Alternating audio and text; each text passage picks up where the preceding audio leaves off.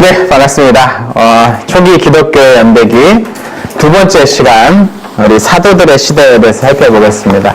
우리 지난 시간, 우리 주님의 날도, 그러니까 예수님 사역하시던 시기에 관한 설명을 잠깐 말씀드렸습니다. 기억해야 될 주요 인물은 일단 헤롯 대왕이 있고요. 그 시대에 그 지역을 다스렸던 아주 권력력이 강했던 숙청에 숙청을 거듭했던 그런 헤롯 대왕이 있었고요.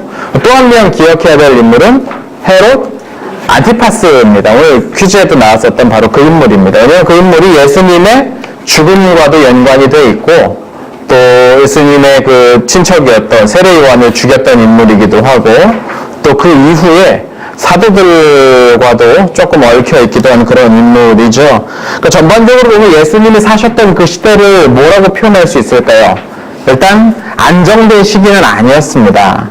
여기저기 부글부글 끓는 그런 시기였고요. 불안한 그런 요소들이 참 많이 있었던 그런 시기입니다. 그러니까 일단 뭐 좋은 의미로든 나쁜 의미로든 그레이트한, 그래서 헤롯 대왕 아닙니까? 그레이트했던 그 헤롯 대왕이 죽고 나면서 더더욱 이런 분위기가 커졌습니다. 확장되고 증폭됐었죠. 그래서 그 세 아들들이 다스리고 있었던 뭐 필리포스가 다스리고 있던 저 북쪽 지역은 유대인들이 거의 안 사는 지역이니까 논외로 치더라도 나머지 두 지역, 유대 지역과 갈릴리를 중심으로 해서 여기저기서 끊임없이 반란들이 심하게 일어났던 그런 시대입니다. 그러니까 이런 시대에 누가 사람을 좀 모아서 데리고 다닌다, 몰고 다닌다라는 이야기 자체가 상당히 권력자들에게는 위협적으로 들렸을 거라는 겁니다. 그러니까 예수님께서 결국에는 이제 반역죄로 몰려서 이제 죽임을 당하는 것도 아마 그런 시대적 분위기와 따로 떼어놓고서 생각할 수 없었던 것이죠. 그러니까 아무튼 그 사람들은 예수님 또한 다른 그 반란, 수괴들, 그 무장 투쟁했던 사람들처럼 그냥 죽임에 끝날 거라고 생각했으나 이 케이스는 좀 달랐다는 겁니다. 오늘 그 이야기, 예수님의 그 십자가 사건 그 이후의 시기들에 대해서 같이 좀 살펴보도록 하겠습니다. 교재 7페이지 함께 네, 말씀하시죠. 좀 끝나고 말씀해 주시겠습니까? 일단 녹화를 좀 해야 되니까요. 자, 사도들의 시대 우리 같이 한번 보겠습니다. 연대는 AD 33년부터 50년경까지의 이야기들을 좀 보겠고요. 오늘 주요 인물은 헤롯 아그리파 1세 그리고 야고보, 바울 등이 있습니다. 밑에 설명들은 예습하시면서 다 읽어보셨을 줄로 알고 8페이지로 넘어가 보겠습니다. 자, AD 33년경, 그러니까 예수님께서 십자가에 달리셨던, 정확한 연도를 사실 추정하기는 조금 어렵습니다만 아마 그 즈음에 30년 조금 안 넘어서 아마 십자가에 달리셨던 것 같은데 아마 그 어간에 헤롯 필리푸스가 세상을 떠납니다. 이 필리푸스는 그 헤롯 왕의 한 땅을 다스렸던 그 인물입니다. 그 사람이 어디를 이어받았다고? 이두레하고 드라고닛을 이어받았습니다. 이두레하고 드라고닛 하면은 이 갈릴리 북부 그리고 갈릴리 동부에 해당하는 이 지역을 이어받은 사람이 필리푸스였는데 필리푸스가 조용히 살다가 조용히 죽어버렸어요. 그리고 이 지역은 그러면 이 지역에 있었던 안티파스나 아니면 로마 총독이 이 지역을 다스리고 있으니까 이쪽으로 가지 않고 특히 이제 이쪽으로 가지 않고 안티파스의 손으로 넘어가지 않고 저 북쪽에 있었던 시리아 총독 관할로 일단 들어가 버립니다. 그리고 약 4년 후에 안티파스가 헤로디아랑 지난 시간에 말씀드렸죠. 그 헤로디아와 그 결혼을 하면서 원래 결혼했던 그 나바테아 왕국의 아레타스 4세의 딸과 이혼하면서 어떻게 했다고 했습니까? 그 사막에 어디 요새 감옥에다 가둬버렸다고 했잖아요. 근데 이 여자가 또 극적으로 탈출합니다. 그 여자로부터 탈출해서 돌아갑니다. 그래가지고 이제 그 아버지가 이제 딸의 안전도 확보가 됐고 그래가지고 이놈 가만두지 않겠다고 해서 군대를 잔뜩 몰고 북쪽으로 쭉 올라옵니다. 그래서 AD 37년경에 안티파스 군대랑 이 아레타스 군대가 정면으로 충돌하는데 안티파스가 크게 패합니다. 아주 크게 패하죠. 그러면서 유대인들이 당시 뭐라고 수군거렸냐면 저 안티파스 저놈이 세례 요한 죽이더니 벌 받았다고 그런 이야기가 들릴 정도로 아주 크게 대패를 하고 말죠. 자, 그리고 바로 그 즈음에 우리 오늘 주요 인물 가운데 한 명이었던 헤롯 아그리파 1세가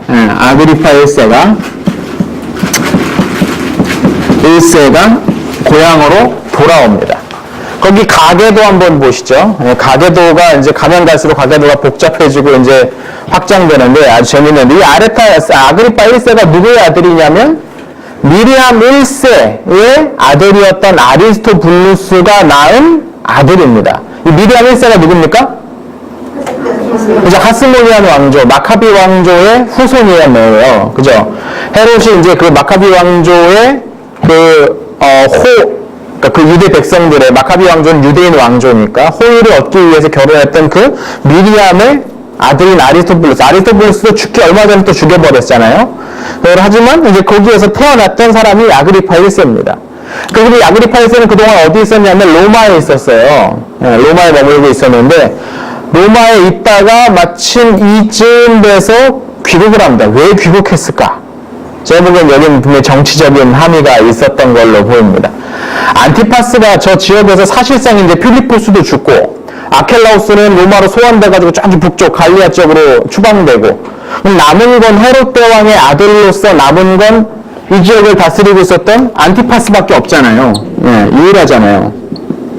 그러면 안티파스의 마음 내심 나머지 지역, 그러니까 우리 아버지가 다스리던 지역도 내가 다 차지해야겠다라는 생각을 하고 있었을 텐데 안티파스가 상당히 그 야심만만한 인물이었고 그걸 로마가 그냥 그대로 내버려 둘 일은 없었죠. 그래서 아마도 이 안티파스를 견제할 만한 인물로서의 아그리파가 보내졌던 게 아닌가라고 생각해 볼 수 있습니다. 더구나 이 아그리파는 따라가 보면 누구랑 연결됩니까? 하스모니안 왕조와도 연결이 돼요. 그러니까 유대인들에게 있어서 상당히 호의를 얻을 수 있는 그런 자격이, 혈통적인 자격이 있었던 인물이거든요. 그러니까 로마가 이제 전격적으로 아그리파 1세를 보내는 거죠. 그 가계도 보십시오. 아그리파 1세의 자매가 바로 헤로디아입니다. 네, 이 가계가 아주 복잡하게 얽혀져 있는데요. 네. 이때 이제 황제가 누구였냐면 칼리굴라라는 인물이에요. 이 칼리굴라는 거의 뭐 광인으로 여겨졌던 그런 인물 황제 가운데 한 명이에요. 굉장히 뭐 흉폭하고 잔혹하고 뭐 그랬던 인물이다라고 알려져 있었던 바로 그 사람입니다. 근데 이 아그리파 1세가 어렸을 때에 그 로마에서 지내면서 이 황제가 앞으로 될 만한 이 귀족들, 지체 높은 사람들하고 친하게 지냈어요. 유대 왕가의 이 자식들이 많이들 그래요. 재밌게도 이게 좀 흥미로운 부분인데 예전에 헤롯도 그러지 않았습니까? 로마로 도망가가지고 그 동네에 그 친해져가지고 나중에 아우구스투스가 내 친구라고 부를 정도로, 내 동생이자 친구라고 부를 정도로. 예. 근데 그의 손자죠. 아그리파 1세도 그런 쪽에서 꽤나 성격이 아마 좀 좋았나 봐요. 이렇게 성격이 좀 이렇게 외향적이면서 막 사람들 잘 사귀고 그런 캐릭터 저 같았으면 좀 아마 그랬나 봅니다. 그래서 돌아오면서 이 칼리굴라가 전격적으로 이 북부 지역, 그러니까 원래 그 필리포스가 다스리고 있던 이 지역을 아그리파에게 줍니다. 그래서 이 북쪽에 아그리파가 생기고요. 아그리파가 나타나고 갈릴리 지역은 안티파스가 또 이쪽에는 그 로마가 보내는 총독들이 이제 다스리는 그런 시기가 되죠. 이게 AD 38년경입니다. 그러자 여기에서 지난 시간에 말씀드렸죠. 이 헤로디아의 캐릭터가 장난 아니라고. 이 헤로디아가 꼭 이 안티파스랑 거의 뭐 죽이 아주 잘 맞는 그런 캐릭터입니다. 근데 그 중에서도 누가 좀 더 셌냐라고 굳이 물어본다면 헤로디아 쪽인 것 같아요. 헤로디아 쪽인 것 같아요. 비슷한 성격의 남녀가 만나면 여자 쪽이 조금 더 우세를 차지하는 것 같습니다. 이 헤로디아가 자기 오빠가 돌아와가지고 땅을 저렇게 차지하고 황제랑 뭐 친구 되고 뭐 이런 얘기를 딱 듣고 나니까 이게 대단히 열불이 난 겁니다. 아까도 말씀드렸잖아요. 헤로디아 쪽에서는 첫째 남편이었던 필리포스와 헤어지고 안티파스에게 온 이유가 뭐냐면 원래 필리포스는 뭐 왕족이긴 하지만 땅을 전혀 갖지 못하는 그냥 자기 집에서 잘 먹고 잘 사는 사람이고 이 안티파스는 한 지역을 다스리는 인물이거든요. 그래서 안티파스가 또 꼬실 때 막 얘기하지 않았겠습니까? 야, 내가 지금은 갈릴리만 다스리고 있지만 내가 누구냐? 우리 아버지의 뒤를 위해서 내가 이 지역 다 차지해서 내 그런 자리에 앉혀줄게 막 그래서 얘기했을 텐데 이 계획대로 돌아가지가 않고 있는 거죠. 그러니까 헤로디아가 남편을 계속 충동질합니다. 야, 당신이 이러고 있으면 되냐고. 당신이 등신같이 맨날 이러고 있으니까는 우리 오빠가 와가지고 아무것도 없는데 조회가 다스리고 있잖냐고. 저 빈 땅 진작에 차지했어야지. 왜 차지 못하고서 지금까지 이러고 있냐고 막 옆에서 충동질을 하는 겁니다. 그러니까 이제 안티파스가 어떻게 하려다가 뭐 어떻게 합니까? 집에 여러분 그쵸? 집에만 들어가니 집에서 맨날 그렇게 얘기하면 이 남편이 이제 에이씨 그래 한번 뭐가 됐든 한번 해보자라는 심정으로 나섰나 봐요. 이때 당시 나서는 건 뭐냐면 뭐 힘으로써 싸울 수는 없죠. 이 지역을 사실상 지배하는 건 로마니까. 세계책은 로마 황제한테 누가 더 호소력 있게 이야기를 해서 자기의 목적을 달성하느냐입니다. 그런데 아그리파 1세도 만만한 인물이 아니었던 거죠. 아그리파 1세도 안티파스랑 자기 동생 그 헤로디아가 그런 거 하고 있다는 얘기를 이미 첩보로 다 입수를 하고 이쪽에서 먼저 사람을 보내기 시작을 합니다. 그렇게 해서 누가 더 말 잘하나 싸움이 벌어졌는데 결국 누가 이기냐면 아그리파 쪽이 이깁니다. 아그리파가 결정적으로 뭐라고 이야기했냐면 거기 교재에도 나오죠. 안티파스가 파르티아랑 연합해가지고 로마를 배신하려고 한다. 불만이 지금 제가 되게 많다. 막 이렇게 속삭입니다. 황제가 이걸 믿었는지 안 믿었는지 모르겠습니다. 그런데 아무튼 결론은 아그리파 쪽 손을 들어줍니다. 그래서 안티파스 부부를 잡아다가 쫓겨 보내는데 고을 지역, 갈리아 지역, 지난번에 아켈라우스가 쫓겨갔던 그 지역으로 쫓아 보내버립니다. 고을 지역이면 프랑스, 지금 프랑스인데 로마의 영역으로 보면은 오늘도 지도 하나 그리고 시작하죠. 이탈리아, 그리스, 훨씬 좀 더 큽니다만, 소아시아, 아이고, 네. 이렇게 올라가지 않습니까? 네. 여기 이제 브리타니아 있고, 북아프리카 있고. 네. 고을 지역은 이 지역이거든요. 그러니까 로마에서 볼 때 로마를 기준으로 볼 때 이 동쪽은 상대적으로 부유하고 서쪽은 조금 덜 부유한 땅이에요. 그 중에서도 남쪽 북아프리카 쪽은 농업이 아주 발달해가지고 그래도 먹고 살만하고 비옥한 지역인데 상대적으로 북쪽은 여기는 갈리아 사람들 그리고 바로 동쪽에는 게르만족 살고 막 야만족들과 접촉하는 그런 동네거든요. 그러니까 여기서 쫓아보낼 수 있는 이 로마 사회에 쫓아보낼 수 있는 가장 안 좋은 땅이라면 이쪽 브리타니아, 원래 그 브리튼 섬 그쪽 아니면 갈리아 지역이죠. 그러니까 그걸 다 쫓겨 보내는 거예요. 그쪽으로 하죠. 근데 그렇다고 해서 뭐 그 사람들이 뭐 어디 뭐 쇠사슬에 넣어가지고 감옥에서 놀러가고 뭐 그런 건 아니고요. 그냥 그 지역으로 보내서 이제 다른 거 못하게 손발 딱 묶어놓고 그냥 거기서 사실상 그냥 연금 시켜놓으면서 그냥 그렇게 살다가 죽게 만들어 버린 것이죠. 그리고 그 영토가 누구에게로 돌아가느냐? 아그리파에게로 돌아갑니다. 아그리파가 이 지역까지 같이 갈릴리 지역까지 차지하게 되죠. 땅 넓히는데 선수입니다.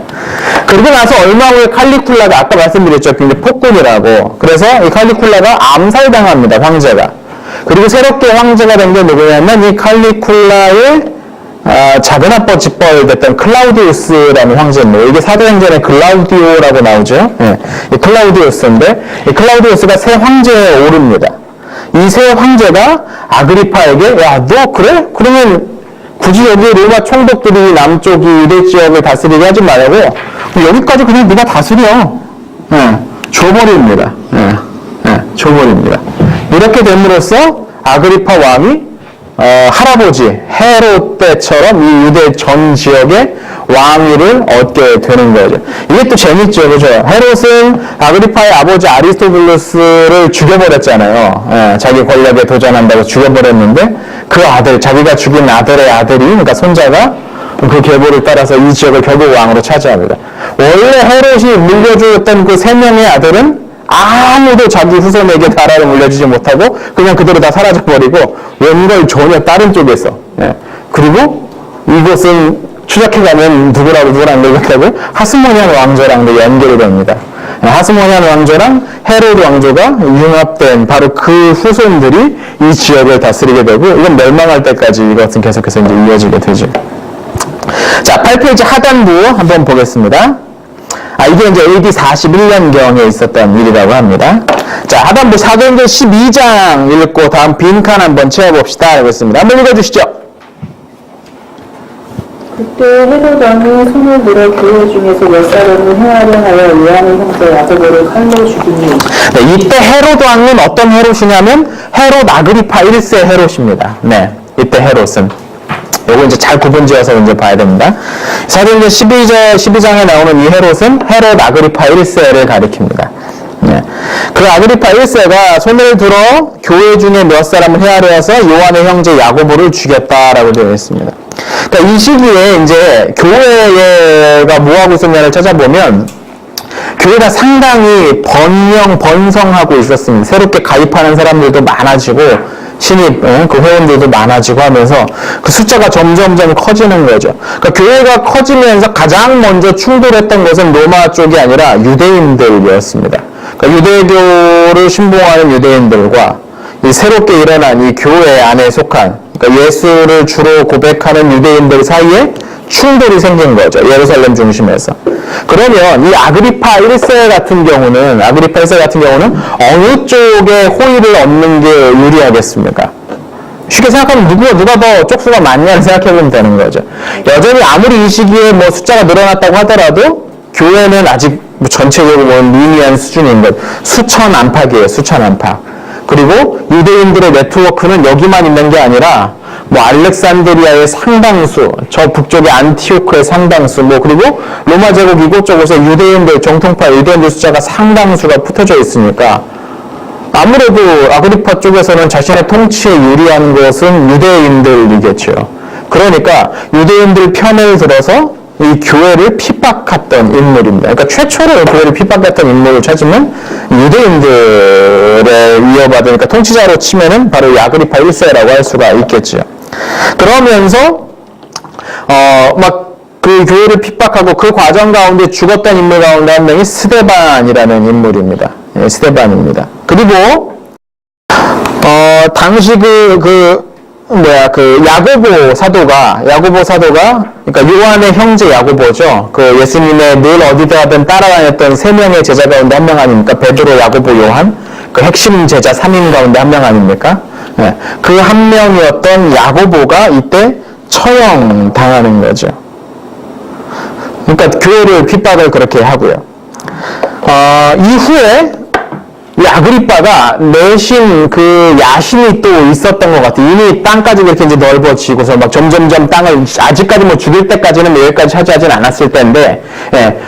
뭐 이 지역에 사실상 영향력을 발휘할 수 있는 어떤 왕통을 가지고 있는 사람은 이 사람밖에 없었으니까 총독이 있을 때에도 아그리파가 이 지역에서 상당한 영향력을 끼쳤던 걸로 보입니다. 예. 그러니까 그런 사람이 이제 점점 땅도 넓어지고 막 이것저것 할 수 있게 되다 보니까 이 사람이 이제 야심이 생깁니다. 그래서 그 교재 나오죠. 예루살렘 성벽을 재건합니다. 이걸 누가 허물었냐면 로마가 허물었던 거거든요. 예. 예루살렘 성벽을 재건합니다. 그리고 인근의 여러 나라들과 직접 동맹을 맺으려고 합니다. 이게 로마가 허가하지 않은 겁니다. 로마는 자신을 중심으로 해서 이 나라도 자신과 동맹, 이 나라도 자신과 동맹. 그래서 자기가 중심에 있고, 네. 로마가 중심에 있고, 뭐 A든 B든 C든 이렇게 동맹을 맺는 거를 로마의 정책으로 삼았어요. 외교 정책으로 삼았어요. 그런데 지금 아그리파는 자기가 중심이 돼가지고 얘랑도 동맹 맺고 얘랑도 동맹 맺고 이런 식의 이야기를 뒤에서 막 추진을 했던 거예요. 이게 이제 로마 입장에서는 쟤 저러면 안 되는데 라는 생각을 이제 하게 되는 거죠. 그래서 로마가 사람을 보내가지고 그걸 막습니다. 안 돼, 너네 다 집에 가. 그래서 모이지 못하도록 그걸 다 막고 아그리파가 지나치게 힘을 키우는 것을 막으려고 합니다. 이때 당시 이제 클라우디우스, 황제 클라우디우스인데 이 클라우디우스가 약간 장애가 있었어요. 걷는데도 약간 장애가 있었고 말도 그렇게 사람들 앞에 나가서 어렸을 때부터 이렇게 말 잘했던 사람도 아니고 약간 장애가 있다 보니까 이 시기에는 뭐 그렇잖아요. 상황 자체가, 시대 자체가 인권의식도 많지 않고 하니까 얘는 황제 될 일이 전혀 없다고 생각했던 사람이 클라우디였어요. 근데 칼리굴라가 갑자기 죽으면서 어찌 하다가 황제 자리까지 추대됐던 인물이거든요. 네. 그러니까 이 클라우디우스가 좀 만만하게 보였나 봐요. 이 아그리파가. 그런데 의외로 이 통치에 상당한 재능을 보입니다. 그래서 유대 문제에 있어서는 아그리빠가 지나치게 크던 것을 그냥 살짝 눌러주면서 저대로 가면 안 되는데 하고 있는데 갑자기 아그리파가 죽습니다. 이게 성경에 나오죠. 거의 9페이지 상단부 인용되어 있죠. 헤롯이 영광을 하나님께 돌리지 않으면 주의 자가 고치니 벌레 먹게 죽으니라라는 표현이 나오죠. 예. 이게 이제 요세푸스의 기록에도 이제 그대로 나오는데요. 갑자기 병으로 죽습니다. 그러니까 급성 무슨 병이었던 것 같아요. 그래서 죽을 만한 나이도 아니고 죽을 만한 상황도 아니었는데 상당히 로마에 이렇게 거슬리는, 귀찮을 수 있는 그런 존재인데 로마가 손 쓴 것도 아니에요. 심지어 뭐 사람 보내서 죽인 것도 아닌데 갑자기 지 혼자 딱 죽어버립니다. 네, 로마로서는 한숨 돌릴 수가 있었고 뿐만 아니라 교회 역시 이 시기 어그리파 1세에서 그 유대인들의 호의를 사기 위해서 지속적으로 교회를 좀 핍박하는 그런 정책들을 펴왔는데 벌써 기록된 순교자만 2명 아닙니까? 스데반도 이 시기에 그런 분위기에서 죽고, 물론 스데반을 아그리빠가 직접 죽인 건 아닙니다만, 예, 그런 분위기 가운데 죽고, 야고보도 죽고, 뭐 야고보만 죽었겠습니까? 그 안에 이름이 알려지지 않은 많은 성도들, 교인들도 거기서 피해를 아마 입었을 겁니다만, 아그리빠가 갑자기 죽으면서 조금 이제 교회가 한숨을 돌릴 수 있게 되죠. 근데 아그리빠가 죽을 때에 그의 아들이 아직 나이가 너무 어렸대요. 근데 그렇다고 해서 너무 어린 것도 아닌데 10대였는데 10대가 왕을 맡기엔 좀 어려 하면서 얘를 그냥 왕 못되게 하고 로마가 누구를 비우냐면 새로운 총독을 파두스라는 총독을 파견해서 이 시기 이제 다스리게 합니다. 그러니까 유대 전역을 다스리게 된 41년부터 계산하면 몇 년 왕 노릇한 겁니까? 겨우 4년 왕 노릇한 거죠. 물론 뭐 그 앞서서 이제 뭐 오고 뭐 한 것도 뭐 그때부터 뭐 저 유두레랑 드라곤이 그 지역 지배한 것부터 생각하면 조금 더 길겠지만 꽤나 야심만만하게 막 나섰지만 금방 갑작스럽게 죽어버리죠. 성경은 특별히 그 사도행전에서는 그 이유를 하나님께로 이제 돌리고 있습니다. 주의 사자가 곧 쳤다. 그래서 병이 들어서 쳤다. 그래서 어느 기록에 보면 아주 죽을 때에 그 내장이 막 아마 탈장이 일어났나 봐요. 내장이 막 몸 밖으로 빠져나오고 하면서 그걸 묘사를 하는데 그게 어느 정도 신뢰가 있는지는 모르겠습니다. 아마 나중에 그 기독교인들에 의해서 좀 인색된 면이 있는 것 같기도 한데 아무튼 갑작스럽게 죽고 누구도 예측하지 못했던 죽음이었던 것만은 분명합니다. 자, 아무튼 이 시기에 9페이지 이제 중간쯤 가시면 이 시기에 대제사장들에 대해서 좀 언급을 하고 넘어가야 될 것 같아서 교재에 좀 그 부분을 좀 썼습니다. 이 시기 대제사장들은 특징은 권력자들에게, 통치자들에게 임명되었던 사람들이었습니다. 지금 이 흐름이 언제부터 이어지냐면 우리가 지난 학기에 배웠던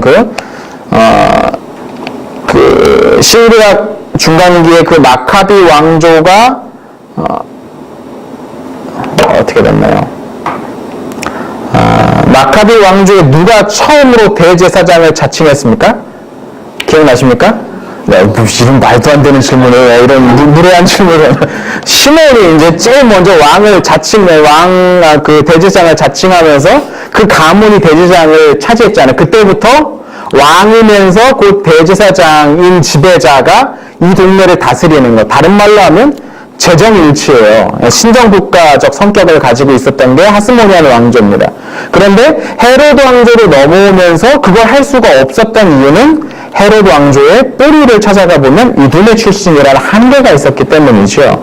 그래서 헤로드 왕조는 새로운 사람, 그러니까 유대인들 아무튼 그러니까 정통파 유대인, 그러니까 정통적인 조상 때부터 유대인인 사람을 대제사장에 계속 임명하게 됩니다. 그게 이제 어떻게 이어졌는지 거기 한번 좀 보시면 되겠네요. 그걸 좀 한번 정리를 했었는데요. 이런 거 어디서도 참 찾기 힘드네요. 듭니다. 네. 먼저 헤롯 왕이 첫 번째로 임명했던 대제사장은 지난 시간 교재에도 나왔었는데요. 그 아나넬이라는 인물입니다. 아나넬로스라고도 하는데, 아나넬이라는 인물이 첫 번째로 대제사장이 되는데, 이 사람은 바벨론에서 온 유대인이에요. 바벨론에서 살고 있던 유대인이에요. 그러니까 출신이 불분명하죠. 대제사장을 임명을 하는데 얼마 후에 헤롯의 장모였던 알렉산드라, 그러니까 미리암 1세의 어머니가 야 그러지 말고 내 아들 녀석이 있는데 자리 하나 마련해줘. 뭐 해서방 뭐 그랬나 보죠 이제. 해서방한테 가서 자리 하나 마련해줘 했나 보죠. 그래가지고 이제 그 말을 듣고서, 왜냐면 그 당시까지만 하더라도 헤롯이 아직 하스모니안 왕조의 그걸 빚을 좀, 그 빛을 내가 좀 같이 한번 쬐볼까 뭐 그러고 있는 상황이니까 그 말을 들어줬어요. 그래서 대제사장이 됐던 인물이 아리스토블루스 3세였습니다. 예. 이거는 하스모니안 왕조 계열에서 아리스토블루스 3세죠. 그 앞서 1세, 2세 있었으니까. 그런데 아리스토블루스 3세가 대제사장에 임명이 되니까 유대인들이 자꾸 걔 주변으로 자꾸 몰려들고 막 걔 주변에서 뭔가 수군되는 것 같고 막 그러는 거니까 헤롯이 의식병이 도져가지고 대제사장을 지키고 나서 몇 달 만에 죽여버립니다. 그것도 물에 빠뜨려서 죽여버리죠. 예. 이때부터 이제 밑이 돌아오기 시작을 했어요, 이제. 천하만입니까? 그죠? 자기 천하만이니까 촌수 따지면은. 죽여버리고, 다시 앞서서 그 대제사장 하고 있었던 아나넬에게 대제사장 자리를 이어버립니다. 그리고 나서 예수라는 인물이, 피아비의 아들 예수라는 인물이 22년, 기원전 22년에 잠깐 대제사장을 하고, 그 다음에 이 길게 대제사장이 했던 시몬, 기원전 22년부터 기원전 5년까지 예수님 태어날 때까지 거의 대제사장 해먹었던 이 사람이 누굽니까?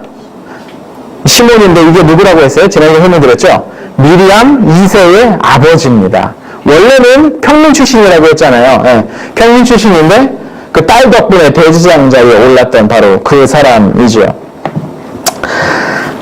그리고 나서 그 막판에는 시몬 이후에는 죽기 직전까지 그 마따디아라는 인물이 대제사장을 하다가 엘렘의 아들 요셉이라는 사람이 잠깐 대제사장으로 있다가 얼마 안 가서 보에투스의 아들 요아사이라는 인물이 대제사장 자리에 오릅니다. 그러니까 대제사장을 뭐 1년씩 해먹잖아요. 이건 이제 아무도 못 믿게 되었다는 얘기입니다. 이게. 시몬 이후에 그 다음 대제사장 누가 할지를 마음 놓고 맡기지 못하게 됐다. 아주 죽기 직전에 거의 편집증적인 그 권력에 대한 집착으로 자기 아들들 다 죽여버리고 막 그런 일들을 하잖아요. 그 시기의 대제사장들도 마찬가지였다는 거죠. 자, 그렇게 헤롯이 죽고 나서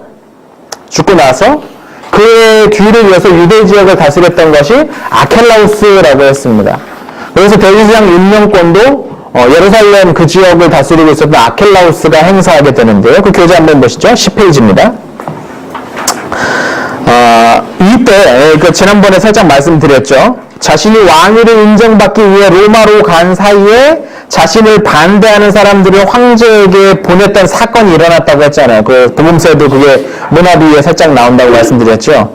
그것에 연루되어 있었던, 사실 정확히 말하면 이게 연루가 되어 있는지 아니면 그 당시 유대인들의 구심점이 될 만한 사람 대제사장이었으니까. 아무튼 그때 당시 대제사장이었던 이 요아사를 면직시키고 새롭게 그의 동생인 엘르아사 대제사장을 임명합니다. 아켈라우스는 엘르아사를 임명했다. 거기 보시면 BC 4년에 임명했다가 그 다음에 세의 아들 예수, 앞서 나왔던 피아비의 아들 예수랑 다른 인물입니다. 아버지가 다르죠. 예수라는 인물에게 또 대제사장을 마쳤다가 다시 자기가 앞서 쫓아냈던 보에투스의 아들 요아사를 또 대제사장으로 앉히기도 합니다. 얘도 정상은 아니에요. 가만 보면 그죠? 얘도 정상은 아닙니다. 그리고 나서 아켈라우스가 로마로 소화된 이후에 이 지역을 총독들이 다스린다고 했잖아요. 그래서 대제사장도 총독들이 이제 임명하게 됩니다. 예루살렘 그 지역을 이제 관할하고 있으니까. 그때 이제 나타났던 대제사장이 누구냐면 성경에도 나오는 그 안나스라는 인물입니다. 예수님의 10대 시절 유대 대제사장이었던 이 안나스가 AD 6년부터, 이때부터 이제 BC가 안 나오면 다 AD입니다.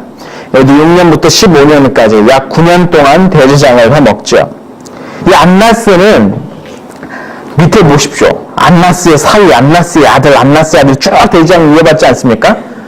그 안나스를 때로부터 대제사장 가문이라는 표현들이 나오기 시작을 해요. 대제사장 가문들이 나타나기 시작해.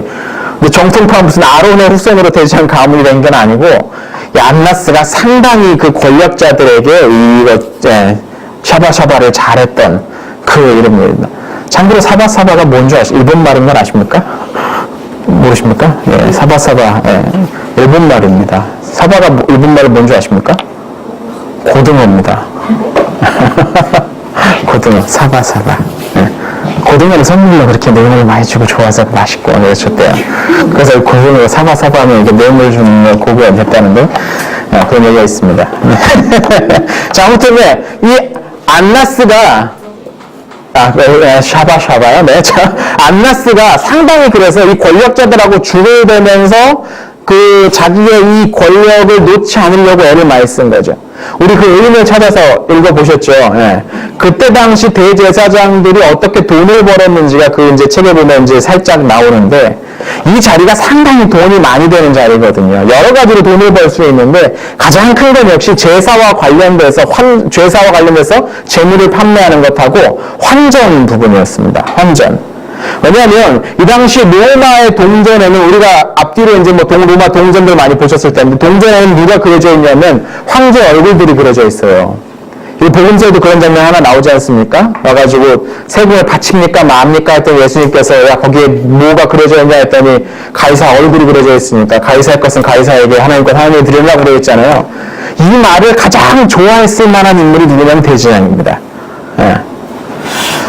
그 당시 로마 제국에서 일반적으로 통용되는 그 동전은 황제의 얼굴이 그려져 있기 때문에 이걸 성전에다가 바칠 수 없어요. 형상이 그려져 있는 저 동전은 성전에 바칠 수 영상처럼 여겨지게 되니까 성전에 바칠 수 없는 거죠. 그래서 저런 형상이 그려져 있지 않은 유대식 동전을 환전해주는 사람들이 이 성전에 많이 있었습니다. 그 복음서도 보면 예수님께서 그 동전 쏟아버리고 막 그러시잖아요. 예. 동전을 던진 게 아닙니다, 여러분. 그 자세히 보시면 그 담은 바구니를 쏟아버리십니다. 던져버리면 그거 주워가기 힘들잖아요. 예, 주워가기 힘들잖아요. 그 자리에 쏟으신 거지, 이제. 예, 가족 빨리 나가라고. 예. 그 환전상들이 상당히 이제 그렇고, 그 환전상들과 그 이권으로 결탁되어 있던 인물들이 대제사장들입니다. 그러니까 환전은 이제 꽤 돈이 되거든요. 이 유대 세겔, 그러니까 환전, 세겔로 이제 로마의 데나리우스 은화나 뭐 그런 것들을 이제 환전을 하면서 이 환전 비율을 말도 안 되게 책정들을 해놓는 겁니다. 이게 돈이 꽤 되는 거죠. 암달러 상들이 돈 되는 거 아닙니까? 이게 이제 뭔가 사정이 있으면 이제 돈이 이렇게 주고받으면서 이게 돈을 많이 벌 수 있는데, 이 대제사장들이 이제 그것을 할 수가 있고, 또 하나는 이제 재물과 관련된 겁니다. 재물을 드리려면 레위기 율법을 보면 재물에 이제 흠이 없어야 되거든요. 재물에. 근데 어떻게든 흠을 찾아요. 와가지고 야 저기 점이 있다, 얘는 안 된다, 어떻게든 흠을 찾아요. 그럼 어떻게 해요? 저거 드리려면 거기서 파는 걸 갖다가 사다가 드려야 되는 거죠. 왜 파는 게 정가의 몇 배를 붙여가지고 파는 겁니다. 이것은 뭐 그렇게 딱 도장 하나 찍어주는 거죠. 이거는 대지시장 인정 재물용 찍어주는 거죠. 그 도장값으로 그 몇 배나 되는 가격을 거기다 이제 갖다 붙여가지고 폭리를 취하는 거죠. 그러니까 이렇게 저렇게 성전을 중심으로 해서 돈벌이가 제법 되기 때문에 이 자리를 놓지 않으려고 달라붙었던 사람들이 여럿 있었고, 그 중에 가장 유명했던 인물이 안나스라는 인물인 겁니다. 이 안나스가 예수님 돌아가실 때도 모이지 않습니까? 이 사람, 그리고 자기 사위 가야바, 안나스의 집에 모이고 막 이 사람들 다 나오지 않습니까? 바로 그 시기 사람인 거죠. 잠시 이제 그 뒤로 피아비라는 인물이 또 안나스의 아들, 그 다음 엘르아살, 시몬이 잠깐 하고, 그 다음에 다시 안나스의 사위 가야바. 이 가야바가 예수님 십자가 사건 당시의 대제사장이죠. 18년부터 37년까지. 그러니까 이 여간에 예수님이 이제 돌아가셨고, 다시 안나스의 아들 요나단, 안나스의 아들 테오빌로 뭐 등등으로 이어지게 됩니다. 자, 그리고 나서 이 총독들이 유대 지역을 다스리다가 아그리파가 다스리는 시절이 왔고, 4년 동안 이 지역을 다스릴 때가 왔고, 그 기간 동안 3명의 대제사장을 임명을 하는데, 보에투스의 아들 칸데라스, 이 보에투스도 꽤나 여러 명, 자기 아들들을 꽤나 여러 명 대제사장으로 앉혔던 인물인 것 같아요. 아마 이 보에투스라는 인물도 안나스급에 해당되는 인물인가 봐요, 둘이. 보에투스의 아들 칸데라스, 그리고 안나스의 아들 마따디. 안나스 아들도 많이 낳았어요. 그죠? 아들도 참 많이 낳았어요. 그리고 뭐 엘리오의 아이 뭐 등등을 이렇게 임명을 합니다. 그리고 다시 죽고 나서, 아그리파 1세가 죽고 나서 총독들이 다스리게 되는데, 이 대제사장 임명권은 총독이 행사하지 않고, 거기 나오죠. 칼키스의 헤롯이라는 인물이 나타납니다. 칼키스의 헤롯. 칼키스는 이둘의 지역 있죠?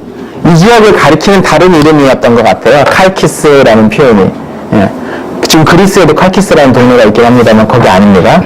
칼키스 헤롯, 그러니까 저 이둘의 지역을 통치하고 있었던 이 칼키스의 왕 헤롯이라는 인물이 대제사장직을 계승하게 됩니다. 그 임명할 수 있게 됩니다. 이 칼키스 헤롯이 누구냐면 다음 과에 나오는데 아리스토블루스의 아들입니다.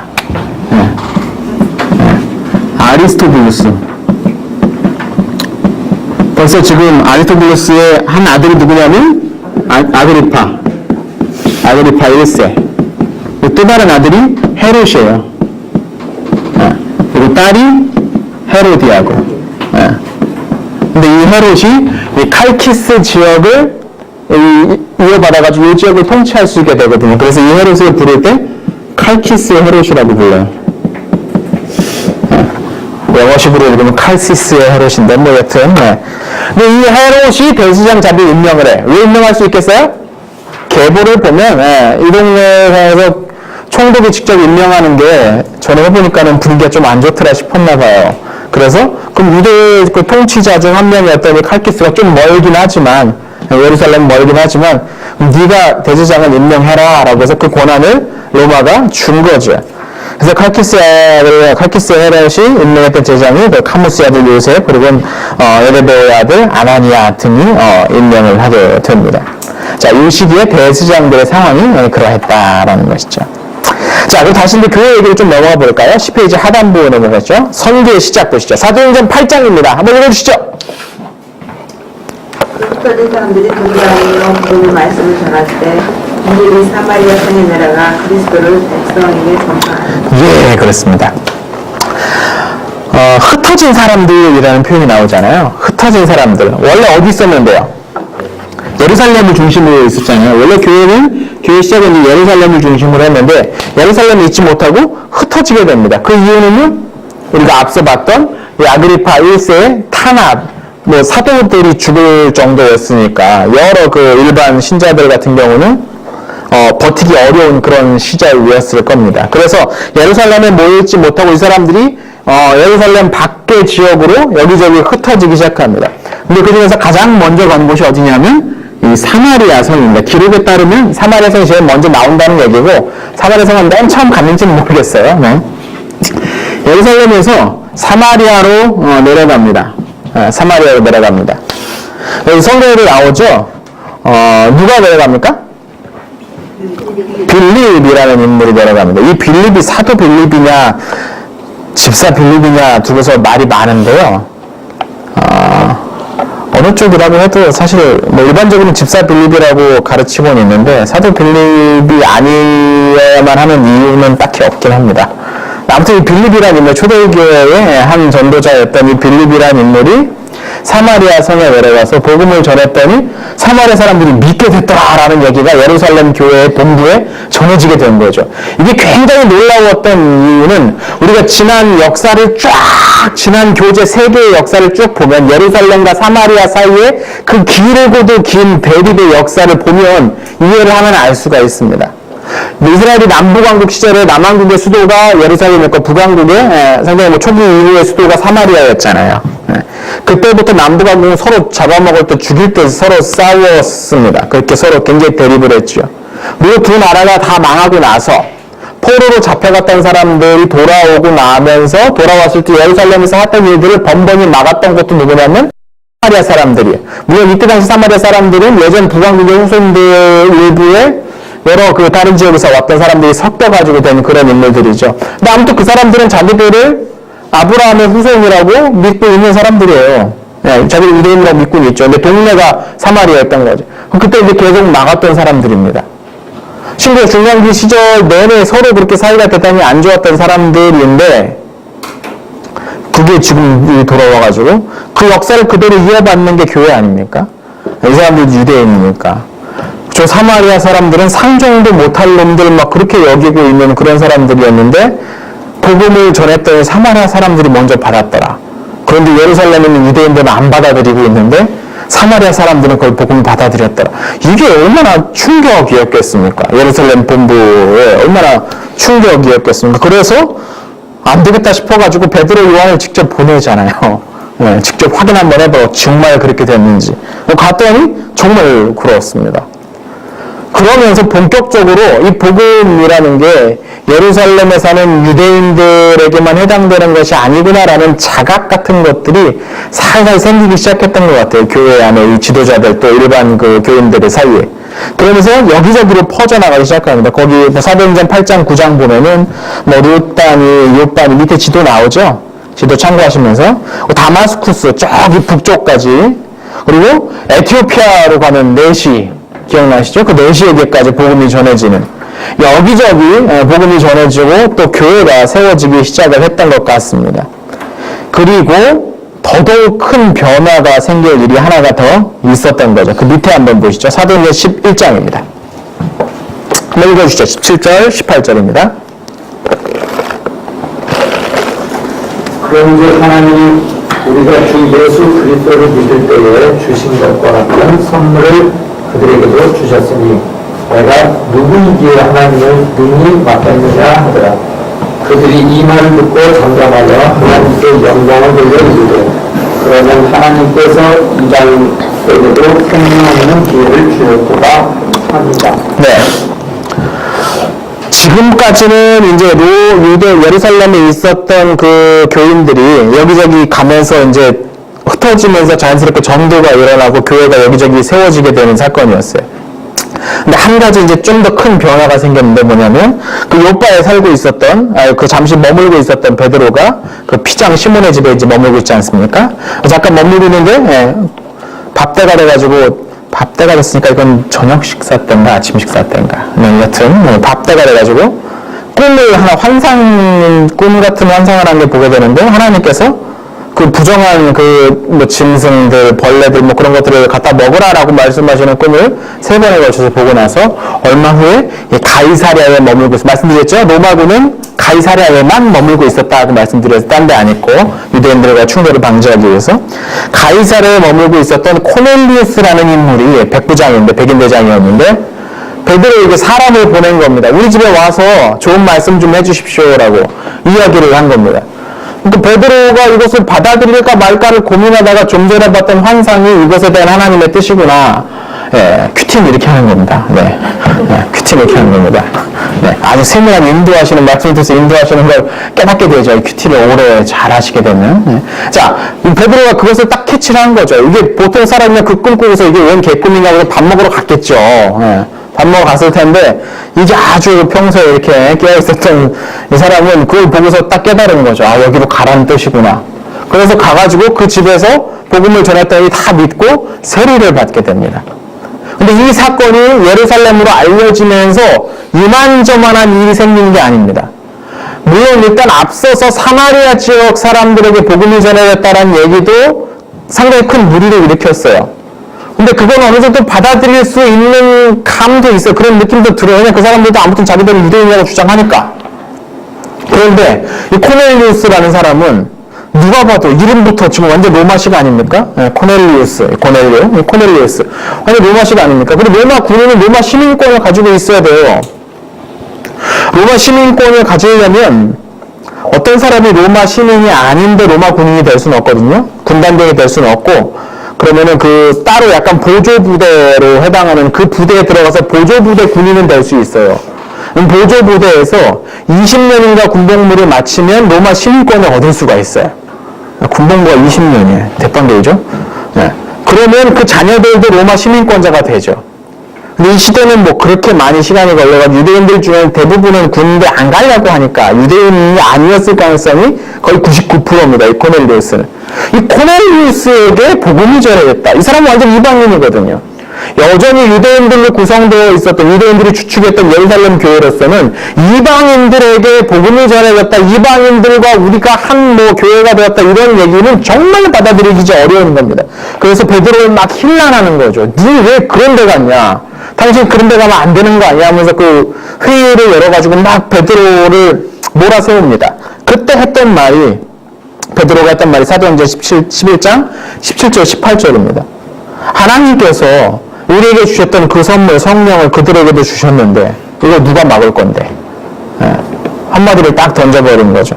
그랬더니 그러면 하나님께서 이방인에게도 생명 없는 회개를 주셨고 그래 하나님의 일이라면 뭐 우리가 받아들여야지 어쩌겠냐라고 결론을 내렸습니다. 이게 참 성숙한 교회의 회의 문화 아닙니까? 내 생각, 네 생각 다 있는데 와가지고 막 얘기 막 격렬하게 이야기를 하는데 결국 하나님 뜻 따라 쫓아가자라고 결론을 냈습니다. 이게 현대교회면 이제 교회 분열됐겠죠. 네. 그래서 나는 고넬료 따라가는 파, 고넬료에게 세를 줘도 된다는 파, 안 된다는 파 갈라졌겠죠. 네. 그러나 이들은 그런 결론을 내기 시작합니다. 그러면서 이 고넬료가 교회의 일원이 되면서 유대교와는 상당히 구분되는 새로운 집단이라는 특성이 이제 대외적으로도 드러나기 시작을 하는 겁니다. 유대교인이 되려면, 물론 이방인들이 유대교인이 될 수는 있었어요. 그렇게 되려면 먼저 할례를 행하고 유대식 율법을 다 지키기로 서약을 해야 돼. 그런데 이 할례를 행하는 게 이집트 같은 데서는 노예들한테 행하는 관습이고, 로마인들은 몸에다 칼 대는 거, 그런 식으로 칼 대는 거 대단히 치욕스럽게 여겼던 사람들이에요. 그러니까 그것 때문에 로마 사람들이 유대교인이 쉽게 되기가 어려워요. 유대교에 완전히 입회하기가 어려운 그런 상황이었어요. 그런데 교회에서는 세례만 주면 끝나는 거예요. 세례만 받으면 딱 끝나는 거예요. 그러니까 쟤네랑 다르다라는 것이 외부인들에게도 이제 뭔가 확실히 알려지기 시작을 하는 겁니다. 유대교의 그 집단들과 새롭게 세워진 이 기독교가 이제 점점점 달라진다라는 것이 보여지게 되는 거죠. 그리고 나서 본격적으로 그러면 하나님께서 이끄시는 대로 한번 가보자 해가지고 선교의 지경이 처음에는 예루살렘과 유대 사마리아 지역을 넘어서 이제 더 멀리까지 나가기 시작하게 됩니다. 그 중에 중요한 기지 가운데 하나가 지도를 이렇게 그렸네요. 네. 좀 작게 그려요. 네. 여기 지도가 있네요. 네. 좋은 지도가 있네요. 네. 바로 여기 안티오크 우리 지난 것들 공부할 때도 많이 배우셨습니다. 그렇죠? 셀레우쿠스 왕조의 수도였죠. 여기 안티오크. 상당히 큰 도시입니다. 이 지역의 제일 큰 도시 몇 개 꼽아보자면 여기에 그 알렉산드리아, 안티오크, 동방에서 가장 큰 도시 하면 이 두 개 꼽을 정도니까요. 저 안티오크에도 교회가 들어가기 시작합니다. 복음이 들어가 사람들이 가서 교회를 세우기 시작을 합니다. 그리고 바로 거기에서 우리 마지막 장, 우리 12페이지 바로 그 이방인 선교의 핵심 인물, 주요 인물이었던 바울이 그 교회에서 파송을 받게 되죠. 12페이지입니다. 한번 빈칸 채워서 한번 읽어주자. 갈라디아서 2장 8절입니다. 네, 졸리신 분 한번 크게 읽어주시면 좋을 것 같습니다. 네. 베드로에게 역사하사 그를 할례자의 사도로 삼으시니가 또한 내게 역사하사 나를 이방인의 사도로 삼으셨느니라. 네, 이게 누가 한 말입니까? 바울이 한 말입니다. 바울이 한 말이죠. 네. 바울은 작정하고 이방인들에게 나갔던 선교사입니다. 좀 최초의 선교사라고 불릴만 합니다. 선교가 일반적인 전도와의 차이는 제가 알기로는 제가 선교학 시간에 배울 때는 그 사역을 위해서 누군가로부터 파송을 받았고 경제적인 이런저런 지원을 받았느냐 안 받았느냐로 그 차이가 결정이 되는 현대 선교학에서는 그것을 할 수 있도록 어느 교회에서 이제 파송을 받고 그에 대한 후원을 받고 나서 그 사역에 하면은 그건 이제 선교고 그렇게 구분을 한대요. 현대 선교학 구분에서는. 그렇게 따지면 최초의 선교사라고 할 만한 사람은 바울입니다. 그 이전에도 여러 전도자들 복음을 전했던 사람들이 있었지만 그 사람들은 그렇게 했던 사람들은 아니거든요. 베드로 같은 사람들은 예루살렘 교회 목회자급에 해당했던 인물이죠. 그가 여기저기 가면서 여러 교회들을 순회하면서 자연스럽게 복음을 전했던 그런 사건인데 베드로는 그렇지 않고 그리고 또 한 가지 중요한 건 이제 그렇게 이제 자기 쪽에선 그렇고 이 선교가 다른 문화권으로 들어가야지 이제 선교라고 부른대요. 그러니까 두 가지가 이제 필요한 거예요. 이제 누군가 자기가 파송을 받고 후원을 받으면서 다른 문화권으로 들어가서 복음을 전하는 사람은 이제 선교사라고 부른답니다. 네? 네, 엄밀히 말하면 국내 선교는 국내 전도라고 해야 됩니다. 네. 이게 법으로 정해진 구분은 아니니까 현대 선교학자들이 이런저런 분류를 하다 보니까 이제 그렇게 분류를 한 것 같습니다. 자, 근데 또 어떤 분들은 선교랑 전도랑 뭐가 다르냐 그렇게 말하는 분들도 계세요. 네, 어떤 교수님들은. 네. 자, 아무튼 그래서 본격적으로 작정하고 나는 이방인들에게 들어가서 복음을 이방인들에게 전해야겠다라고 결심했던 인물은 바울입니다. 그래서 거기에 같은 그런 이야기까지 하죠. 베드로가 할례자의 사도라면 유대인들을 대상으로 복음을 전하도록 보내진 사람을, 사도라는 말은 보내진 사람이라는 뜻입니다. 보냄을 받은 사람이라는 얘기예요. 그게 사도라는 말이에요. 사도. 나는 이방인들에게 보냄을 받은 사람이다 라는 의미에서 바울은 자기를 사도라고 부르죠. 아포스톨로스란 말은. 그래서 이 바울이 본격적으로 복음을 막 전하는데 그때 핵심적인 베이스 캠프가 바로 이 안티오크였습니다. 그 지도 보시면요, 바울의 1차, 2차, 3차 그리고 로마까지 가는 길을 뭐 한눈에 좀 요약을 해봤는데요. 1차는 까만 섬으로 된 점선 부분이 이제 1차입니다. 안티오크에서 출발해가지고 그 앞에 구브로 섬, 키프러스죠. 키프러스 섬을 거쳐가지고 소아시아 남단을 훑고 돌아오는 그것. 2차와 3차는 비슷했습니다. 나눠가지고 에게이 지역을 이제 건너가지고 유럽, 정확히 말하면 그리스 북부 지역을 훑고 와서 그리스 지역까지 돌아보고 오는 거. 2차와 3차는 약간의 세부적인 차이는 있지만 크게 보면 그렇게 이제 그리스 지역을 돌고 오는 이중섬으로 되어 있는 그 그림이 2차, 3차입니다. 그리고 마지막으로 이제 로마까지 갔던 길도 이제 거기 있는데요. 그러니까 보면은 계속해서 서쪽으로 그러니까 유대인들이 많이 살고 있는, 많이 없는 지역, 그 지역으로 많이 나가서 이방인들과의 접촉면을 넓히기 위해서 애썼던 인물이 이 바울이었습니다.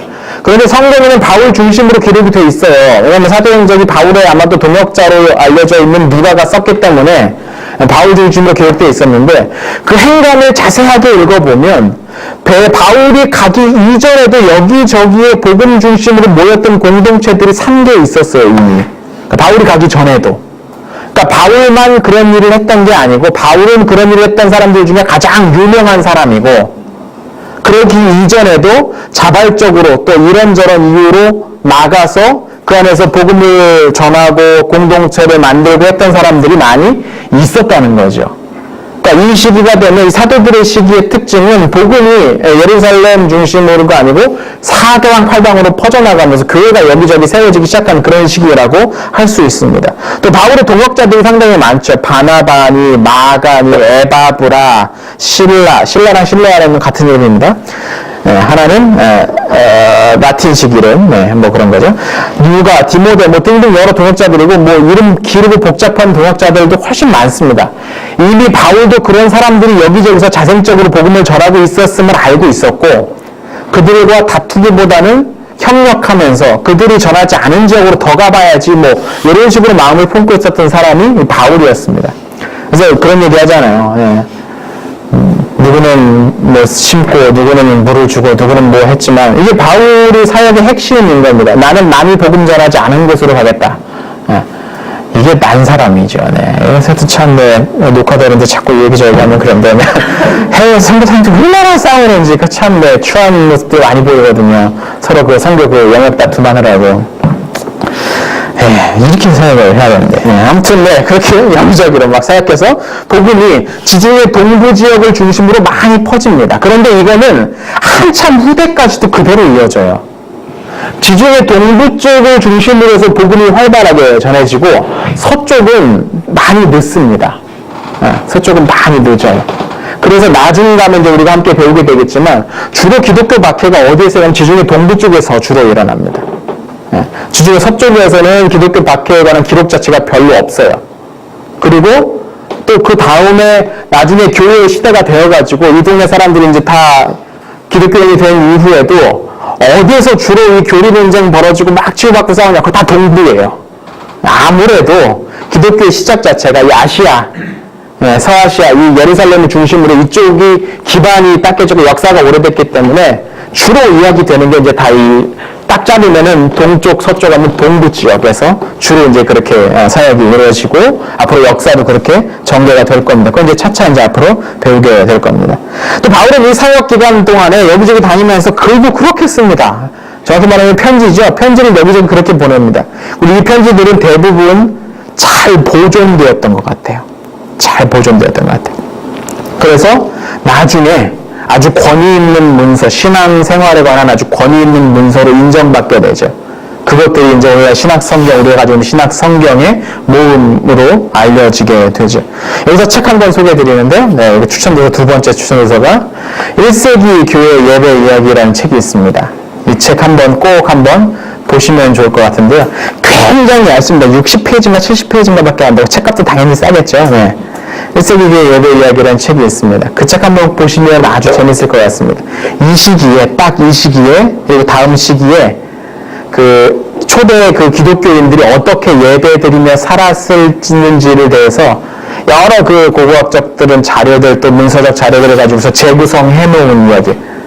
아주 그럼직하게 재구성해 놓은 책인데, 한번 보시면 참 좋을 것 같습니다. 지금 이거 우리 같이 공부하면서 그 당시 사람들이 어떻게 예배했을까라는 보면 좋을 것 같습니다. 자, 그리고 아까도 살짝 설명드렸던 바울가 독립적으로 활동했던 여러 전도자들이 있었는데, 유명한 사람만 보면 아볼로라는 사람. 아주 탁월한 성경학자, 율법학자로 알려져 있죠. 그리고 브리스길라와 아굴라라는 부부 사역자가 있습니다. 이 사람들은 일을 하면서, 자기 일을 갖고 있으면서 여기저기 다니면서 복음을 전했던 그런 사람입니다. 이 사람 부부인데 누가 남자게요? 브리스길라일까요? 아굴라일까요? 네, 다 아시네요. 네, 훌륭하십니다. 네, 그렇습니다. 그런데 흥미롭게도 보통 아굴라, 브리스길라라고 순서대로 쓰는 데도 있는데, 더 많은 부분은 브리스길라가 앞서 나옵니다. 그래서 대부분의 학자들은 아마 브리스길라 쪽이 조금 더 주도적으로 이 사역을 감당하고 아마 하지 않았을까라고 생각.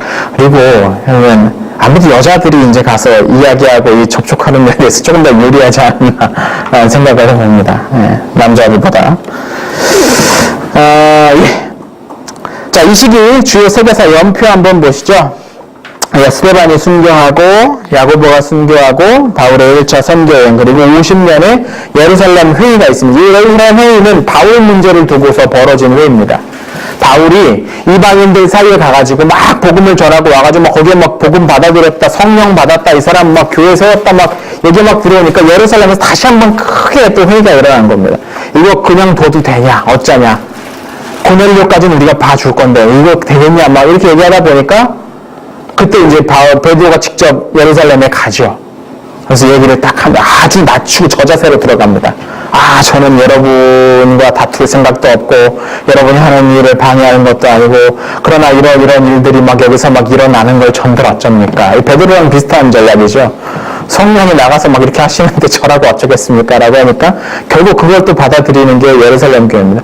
예루살렘 교회가 교인들이 막 꽤 많았던 걸로 보였는데도 불구하고 이런 면에 있어서 분열 없이 싸움 없이 그런 것들을 다 받아들이는 거, 이거 굉장히 큰 결심입니다. 아까도 말씀드렸지만 하나님께서 예비하신 그 복음의 선물이 우리만을 위한 것이 아니다라는 것을 인정하는 일이 상당히 어렵거든요.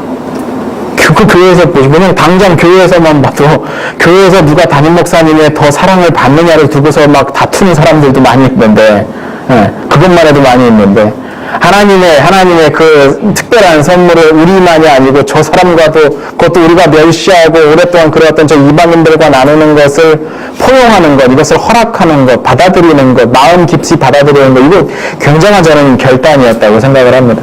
그리고 그 결단 위에 오늘의 교회까지 이어지게 되는 거죠. 우리나라는 그럼 뭐하고 있었느냐. 33년경에 기록에 따르면 백제 다루왕이라는 사람이 지방의 변호사를 보급하기 시작했답니다. 다루왕이라는 사람. 예수님 십자가 달리셨어요. 그 즈음에 이제 우리나라는 변호사 보급하고 있었습니다. 그리고 고구려의 대무신왕이 낙랑을 공격해서 완전히 다 몰아내버립니다. 한반도에서 완전히 몰아내버리고, 한반도가 이제 본격적으로 이제 한민족이 이제 주도권을 갖게 되는 그런 시기가 다시 도래하게 되는 이 시기가 오늘 우리가 배웠던 사도들의 시기입니다. 그러니까 이 사도들하고 베드로하고 대무신왕하고 같은 급입니다. 네, 같은 시대의 사람인 겁니다. 네, 그런 시대. 자, 오늘은 여기까지 하도록 하겠습니다. 수고하셨습니다.